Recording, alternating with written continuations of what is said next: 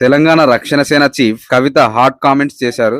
తాము అధికారంలోకి వచ్చాక ఆంధ్ర నాయకుల విగ్రహాలు పలగొట్టి పార్సల్స్ చేస్తామన్నారు. సెటిలర్స్ తమ వాళ్లే అన్న కవిత ప్రజల మధ్య చిచ్చు పెట్టాలనుకునే రాజకీయ నాయకులను వదిలేది లేదని హెచ్చరించారు. తెలంగాణ అస్తిత్వం మీద దెబ్బ కొడతామంటే సైలెంట్ గా ఉండేది లేదన్నారు. టీఆర్ఎస్ 2.0 తో పెట్టుకుంటే సంగతి చూస్తామని కవిత వార్నింగ్ ఇచ్చారు. హైదరాబాద్ బంజారాహిల్స్ లోని తెలంగాణ రక్షణ సేన కార్యాలయంలో తెలంగాణ ఉద్యమకారులు ఆకాంక్షలు సాధన రౌండ్ టేబుల్ సమావేశం జరిగింది. ఇందులో కవిత సంచలన వ్యాఖ్యలు చేశారు.